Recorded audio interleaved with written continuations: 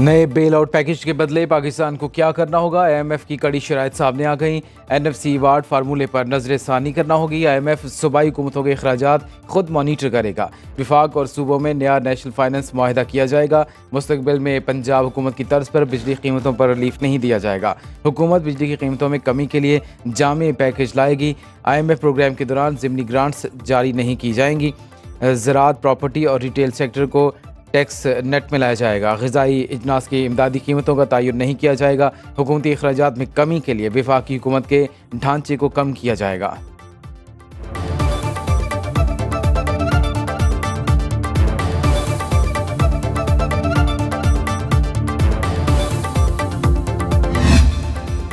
Tax नादहिंदगान पर ऐसी पाबंदियां लगाएंगे वो बहुत से काम नहीं कर सकेंगे। किसके पास कितनी गाड़ियां हैं, किसने बैरून मुल्क कितना सफ़र किया, सबका डेटा मौजूद।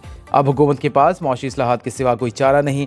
वफाकी वज़ीर ख़जाना मोहम्मद औरंगज़ेब ने वाज़ेह कर दिया। कहते हैं हुकूमत नॉन फाइलर की इस्तिलाह ख़त्म करने चाह रही है। तनख्वाहदार और मैन्युफैक्चरिंग तबके पर डाला गया इजाफी बोझ कम किया जाएगा।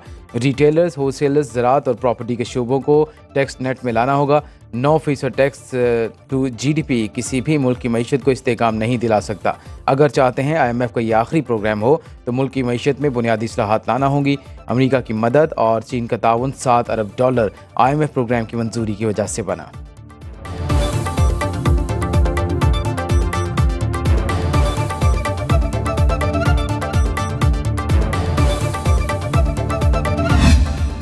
कारोबार की रजिस्ट्रेशन न कराने वालों के लिए कड़ी पाबंदियां तैयार। बैंक अकाउंट मुंचमन, प्रॉपर्टी जब्त, बिजली गैस कनेक्शन मुनक़ता होगा। रजिस्ट्रेशन से इनकार की सूरत में कारोबार बंद, 10 लाख जुर्माना। ज़राए FPR के मुताबिक 25 करोड़ सालाना टर्नओवर वाले मैन्युफैक्चरर्स, होलसेलर्स और डिस्ट्रीब्यूटर्स जद में आएंगे। सालाना 10 करोड़ से ज़्यादा टर्नओवर वाले रिटेलर्स भी रेडार पर। तमाम कारोबारी शोबों की पैदावार और सेल की मॉनिटरिंग की जाएगी। सीमेंट और चीनी के कारखानों में कैमरे लगाए जाएंगे। IMF के मुतालबे पर हुकूमत ने FBR को इंतजामी इख्तियारात के इस्तेमाल की इजाज़त दे दी। सेल्स टैक्स की मद में 3400 अरब रुपए के टैक्स गैप का इंकशाफ।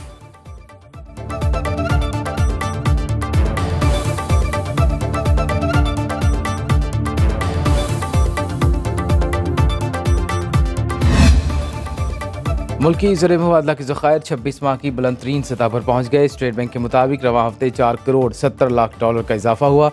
हजम 14 अरब 90 करोड़ डॉलर से तजावज़ कर गया। मरकज़ी बैंक के ज़खायर 9 अरब 50 लाख डॉलर से ज़ायद हो गए। बैंकों के ज़र मुबादला ज़खायर 5 अरब 30 करोड़ डॉलर तक पहुँच गए।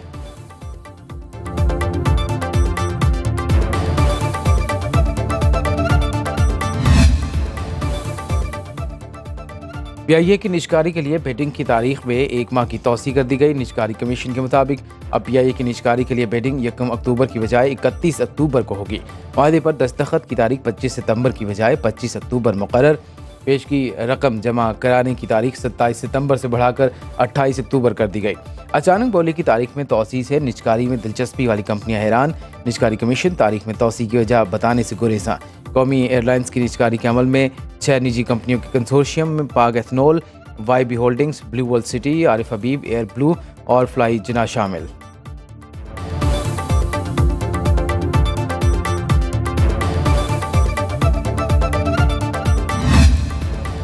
वज़ीर-ए-आज़म शहबाज शरीफ आज अक़वाम मुत्तहिदा जनरल असम्बली में मज़लूम कश्मीरियों और फ़लस्तीनियों का मुक़द्दमा पेश करेंगे। इस्लामोफोबिया से मुतालिक तशवीश पर भी आलमी दुनिया को आगाह किया जाएगा।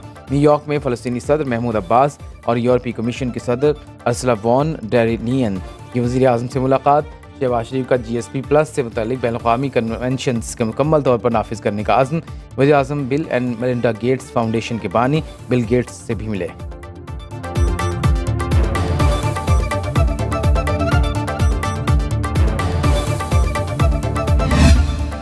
मखसूस नशिस्तों के लिए इलेक्शन एक्ट को फौकियत दी जाए या अदालती फैसले को। इलेक्शन कमीशन ने एक बार फिर सुप्रीम कोर्ट से रहनुमाई मांग ली। इबहम दूर करने के लिए मुतफर्रिक दरख्वास्त दायर, मौक़िफ़ अपनाया। स्पीकर कौमी असम्बली ने ख़त लिखा। इलेक्शन एक्ट में तरमीम हो चुकी।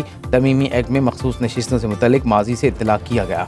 इलेक्शन कमीशन से डी-नोटिफाई होने वाले अरकान ने भी तरमीमी कानून पर अमल दरामद के लिए रजू किया। अदालत से मामले पर रहनुमाई की इस्तदा।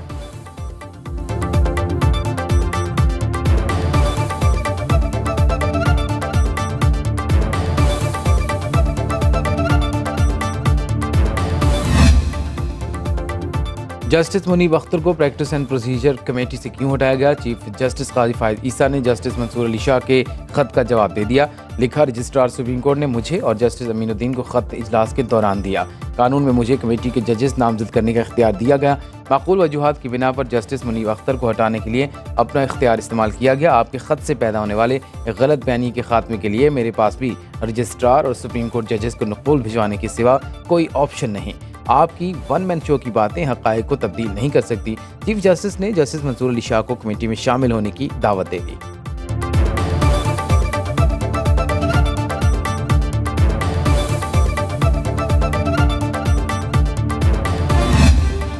तहरीक इंसाफ ने प्रैक्टिस एंड प्रोसीजर तमीमी ऑर्डिनेंस सुप्रीम कोर्ट में चैलेंज कर दिया। चेयरमैन पीटीआई बैरिस्टर गौहर ने आईनी दरखास्त दायर कर दी। सदारती ऑर्डिनेंस को गैर आईनी करार देने की इस्तदा। प्रैक्टिस प्रोसीजर कमेटी के तमाम फैसलों को गैर कानूनी और कलअदम करार दिया जाए। दरखास्त के ज़ेर अल्फा होने तक नई तश्कील शुदा कमेटी को काम से रोका जाए। पुरानी प्रैक्टिस एंड प्रोसीजर कमेटी को काम करने की इजाज़त दी जाए। दरखास्त में विफाक, वजारत कानून और सेक्रेटरी सदर ममलिकत को फरीक बनाया गया है।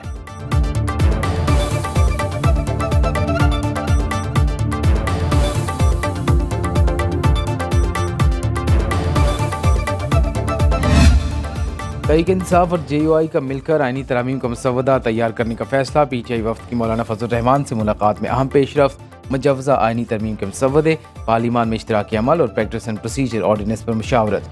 बैरिस्टर कामरान मुर्तज़ा और सलमान अकरम राजा तरामीम का मसवदा तैयार करेंगे। PTI वफ्द में सलमान अकरम राजा और आमिर रजा शामिल थे। सेनेटर कामरान मुर्तज़ा और दीगर की भी मुलाकात में शिरकत।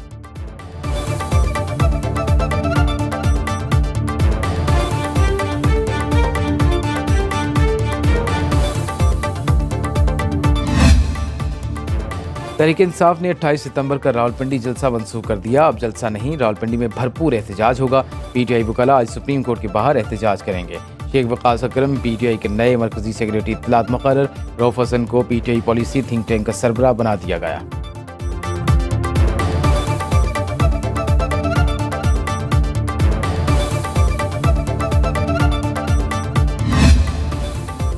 और तोशाखाना 2 केस में फर्द जुर्म के लिए 2 अक्टूबर की तारीख मुकर्रर। अडयाला जेल में बानी PTI और बुशरा बीवी के खिलाफ रेफरेंस की समाअत। मुलजिमों के वकील ने दरखास्त जमानतों पर दलाइल मुकम्मल कर लिए। FIA वकला हफ्ते के रोज़ दरखास्त जमानतों पर अपने दलाइल का आगाज़ करेंगे।